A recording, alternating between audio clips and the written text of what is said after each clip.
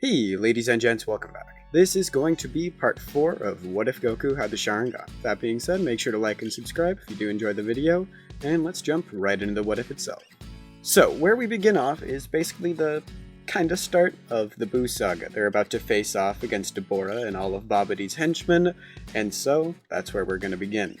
So, they arrive at basically the location of Babidi's ship, and Buu had pretty much just been revived, because Gohan had enough energy in order to completely refuel and revive Buu, and so the egg hatches. The entire group of Z-Fighters can sense a massive key presence that is basically being born, higher than anything they've ever sensed before, and this obviously is Buu. And this pink blob would soon arrive, and their battle would begin. Goku and the rest would all immediately power up into Super Saiyan 2, which they had mastered over this time skip, and they would begin fighting off against Buu. Now, they are a lot stronger than they were in the original, especially somebody like Gohan, but they are not at the level of, say, Super Saiyan 3 Goku or people like that. But they do have a great, basically, or a much greater stamina than someone of that caliber. And so, this is basically like the mindset I'm basically putting in place before the actual battle begins. And so, that's what happens. Goku goes up first, activating his Sharingan as well, and he would begin fighting with Buu. Now, Buu isn't really able to land any hits, and Goku is pretty much doing just fine against him in a 1v1. However, Goku isn't able to put enough power into his blast in order to completely incinerate Buu all in one blast. And so, Goku, basically realizing this, would use his Amaterasu on top of his Kamehameha and shoot it at Buu. With this, it seemingly does manage to erase him, however, it doesn't actually manage to do that, and Buu manages to regenerate, and he is now pissed. He starts fuming, and he splits into two Buus? A gray Buu and a pink one? The pink one's really fat too. They don't really get what's happening, but decide to just watch on with the fight to see exactly what happens and who wins. Maybe they'll just kill each other. It's pretty obvious that the gray Buu is going to win, and eventually he absorbs the fat one, and he becomes Super Buu. So, with Super Buu being born, basically Babidi would begin trying to control him. He is not dead or anything of that sort yet, and this is where Buu has had enough. He turns towards Babidi, and with him being a much smarter life form at this point rather than when he was in his fat Buu form, he actually absorbs Babidi. He then turns towards Dabura and all of the other henchmen and absorbs them as well. He tries to do the same to a lot of the Z-Fighters, but most of them, and by most I mean pretty much all, are able to basically just blast away the bits of Buu that were sent towards them, and because, they were able to watch him absorb everybody else, so they know exactly what is happening and know that they can't really get caught by that. And so, Buu would begin to transform. His power would be pretty much immense now because of the fact that he absorbed Dabura, which was pretty much on the level of, say, Super Saiyan Gohan from the original timeline. A little bit stronger than him in terms of stamina and everything like that, but this actually gives Buu a pretty big power boost, along with the fact that all of his magic abilities would be increased as well because of Babidi. And so, this would continue their fight. Goku realizes that the power he is using currently is not enough, and so he uses something that he hasn't had to use in a long time. Over the time skip, ever since he pretty much mastered Super Saiyan, he would have been able to use this pretty easily, but he never really needed to or had the chance to, and so he decides to power up now. He drops back into his base form. And everybody's shocked by this, wondering exactly what he is doing, but the people that were training with him, such as Piccolo and Gohan, would actually know exactly what Goku is about to do. Goku powers up into Ikari form. And on top of that, he goes Super Saiyan. But it's not what actually you would expect. That's not what happens in the original. Since Goku has more of a mastery over this power now, it actually evolved. It's not just basically like what Broly has when he transforms into like the full-powered Super Saiyan form or anything of that sort. It's actually something completely different. Since this isn't technically canon, I should probably point that out, this is going to be Super Saiyan 4, just because I don't really want Goku to just kind of have a new form that doesn't look anything different or anything of that sort. I decided to go with a Super Saiyan 4 look for him here, just to make it a little bit more interesting and also be able to increase his power more for when we get into Super. So, with Goku powering up into this form, he begins charging a Kamehameha.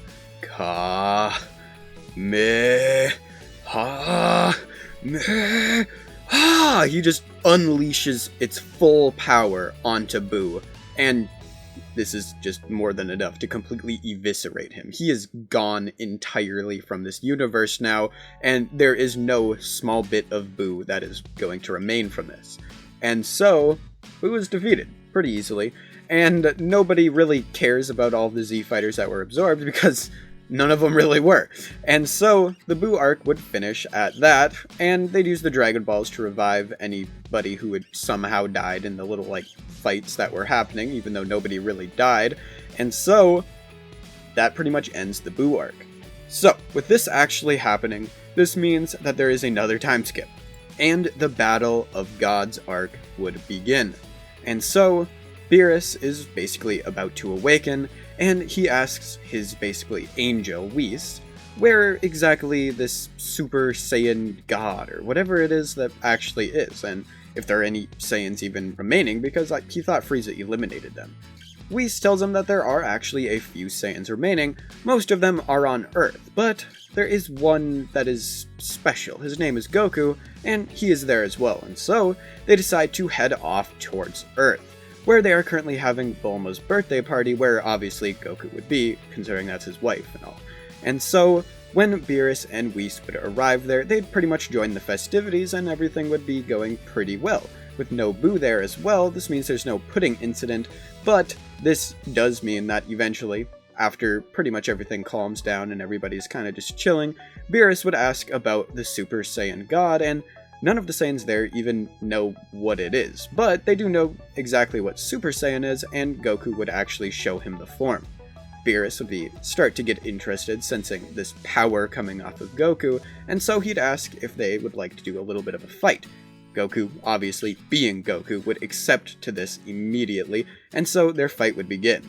Goku would be getting absolutely thrashed in his normal Super Saiyan form, and so powers up into Super Saiyan 2. This, still not being enough, powers down. Beerus, confused by this, basically thinking that Goku's giving up at this point, but Goku holds his hand out and says, no, wait. I have a form above this, and Beerus is a little bit interested by this and watches as Goku powers up.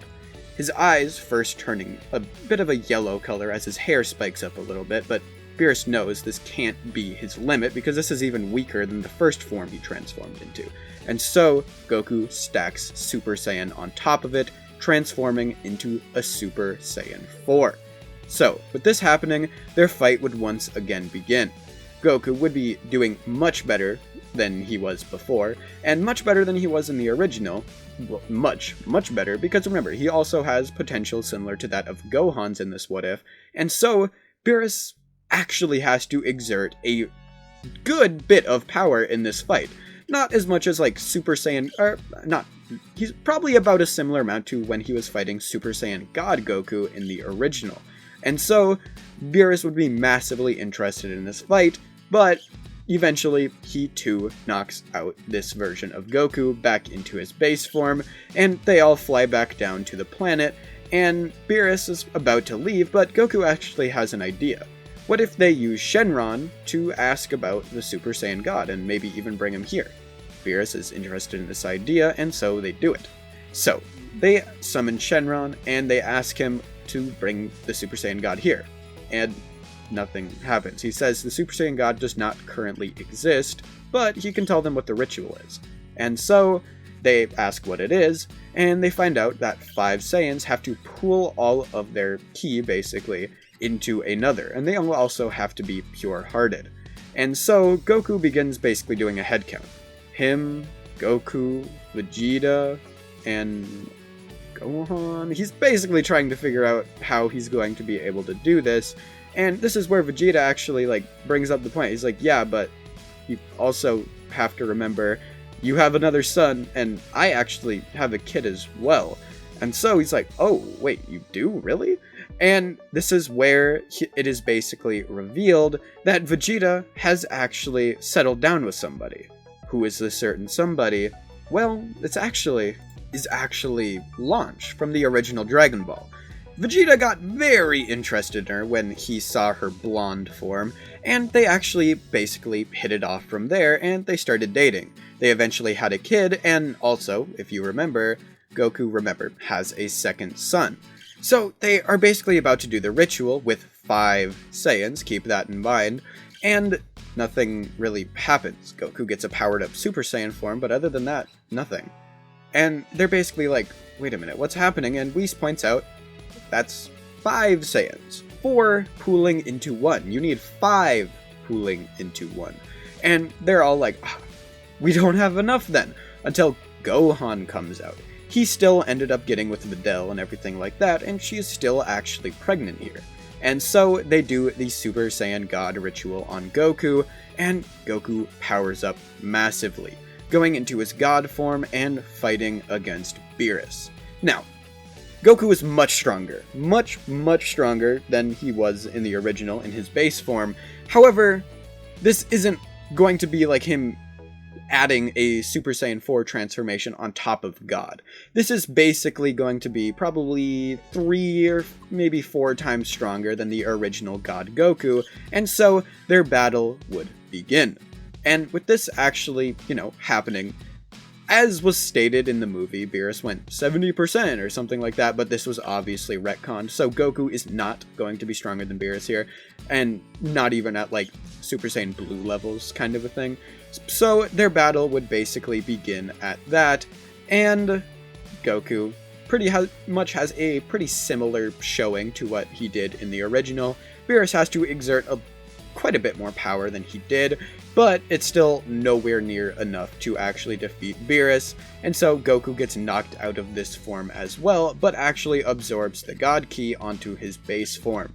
Vegeta would go off and train with Whis, and a few months later, Goku would learn about this, and he'd go and train as well, not really having to worry too much about, Chi-Chi or anybody like that, because he never married her, and Bulma wouldn't really care that much if Goku left, as long as he could come back quite often in order to visit, and basically, have some fun on the uptime. And so Goku would go and train with Beerus as well. He and Vegeta would be training and basically mastering their God Ki, and eventually Resurrection F would occur. This is because King Cold was still alive. So with King Cold still being alive, he would eventually find out what happened to Frieza, because he has a lot of communication and everything like that, and this is where that would actually basically begin, just to keep it simple, basically, I guess you could say. And so Frieza would arrive with all of his basically henchmen and goons, and his henchmen would mean absolutely nothing to the Z Fighters, because remember, Gohan has at least kind of kept up his training, and even when he's using his Super Saiyan 2 form, which is currently his strongest, he is actually able to keep up with First Form Frieza, so nobody else would even really be a challenge to them. He is holding off First Form Frieza until Frieza gets basically bored of this. Remember, Goku doesn't actually have instant transmission or anything like that here. So Frieza would transform into his final form and begin tormenting Gohan. And eventually, Goku would arrive. Frieza is about to deal the final blow to Gohan, but somebody steps in his way. It's Goku, holding his hand out, basically catching the punch, and punching Frieza as hard as he can, just, while in his base form still, sending him flying away in the other direction. Vegeta would go and fight with King Cold as Frieza begins fighting with Goku. They would fight in base form and final form for a while until eventually everybody would basically back up and begin transforming into their maximum power. Now, Goku isn't gonna have some, Super Saiyan 4 God or whatever, anything like that. He hasn't had too much training with God Ki and wouldn't have been able to at least master that kind of form yet, but he still does have Super Saiyan Blue, which is 2 to 3 times stronger than it was in the original. And so, when he powers up, he absolutely dominates Frieza. And with one final Kamehameha, he actually kills him, before Frieza can destroy the planet or anything of that sort. Vegeta would have a similar case with King Cold, who was not only weaker than Frieza, but Vegeta was stronger than he was in the original, and so he would defeat King Cold rather easily. And so this ends Resurrection F, and they basically go off and begin training with Whis again. And so this would go on for a while until a strange purple cat that isn't Beerus would actually arrive. They basically challenged the Universe 7 Saiyans to a tournament, and obviously them being Saiyans would actually accept this with pretty much ease. And this is where Universe 6 tournament, whatever you actually want to call it, would begin. At stake, Dragon Balls, and basically planet Earth as a whole. And so this would basically begin the tournament. And I'm probably just going to skip through the first few fights. Nobody even has a question as to whether or not anybody is actually going to be eliminated, like, meaningfully before Hit comes out on the battlefield. And so, when Hit does arrive, he pretty easily, similar to his canon self, would take out Vegeta. But Goku is up next, and he immediately powers up into his Super Saiyan Blue form and begins fighting with Hit. Hit is actually able to basically counter Goku pretty easily because of his time skip, and Goku is slowly but surely adapting in this fight, and with his Mangekyo Sharingan, this actually happens even faster than it does in the original, Goku being able to basically launch himself around the battlefield many times and going as fast as he can. And so, this fight would basically continue until eventually Goku realizes that Hit is evolving and he is going to lose soon, and so he backs up. He then powers up even further. His hair begins spiking up. His body basically begins growing fur, and it's green? Goku powers up into Super Saiyan 4 God, or as everybody else likes to refer to it, the Primal God. And so, Goku powers up into this form, his mere presence scaring Hit, and Goku launches himself over towards him, hitting him a single time, sending him flying out of the ring in one blow. And so, that ends the Universe 6 tournament. And everything from here on out basically would go to canon. Zamasu had been watching from GodTube and is pretty much disgusted by everything that just happened, and he decides to wish for Goku's body. But they make a second wish. Knowing that Goku's eyes are a pretty decent source of what his power is, or at least thinking so, they ask Super Shenron on their second wish, instead of making Zamasu immortal, if there is a way to make his eyes more powerful. And Shenron says yes, in fact there is, and so Zamasu would get the Renegon.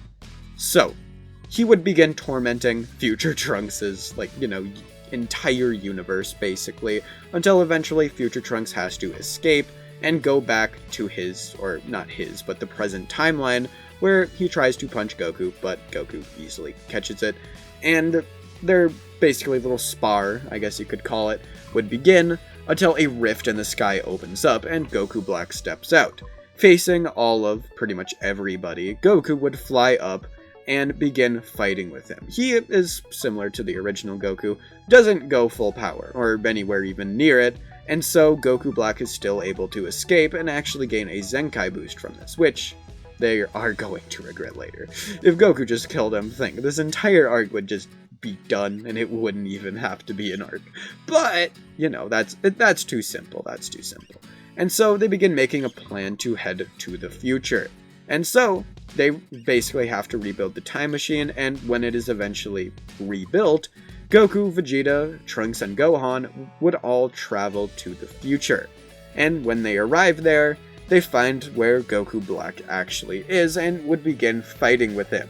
But Goku Black not only has a new form called a Rose, but has a new kind of eye.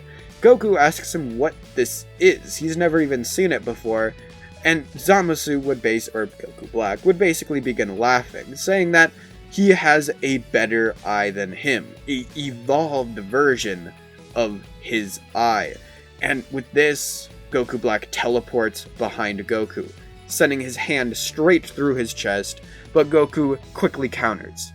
He basically pushes himself out of where Goku Black's hand is, throwing a Senzu Bean into his mouth, turning around, powering up into his primal Super Saiyan 4 God, whatever you actually want to call it, and sends him flying in the other direction. Goku Black gets launched into the distance, but when he returns, he is completely undamaged, and everybody is shocked by this. They didn't see what he actually did. What he actually did was summon the basically King of Hell to heal himself, and so their fight would basically continue from here. Goku in his Super Saiyan 4 God state, while Rose Black would begin fighting with him. They are going blow for blow at this point, and they are pretty much evenly matched to a pretty much standstill, both of them punching each other back and forth, and Goku Black eventually gets the advantage. With the fact that he can basically retreat because he's the only one there that can actually teleport, he would basically be able to summon the King of Hell at any point, completely heal himself, return to the battlefield, and continue fighting. This gives him many Zenkai boosts, and he overpowers Goku with this.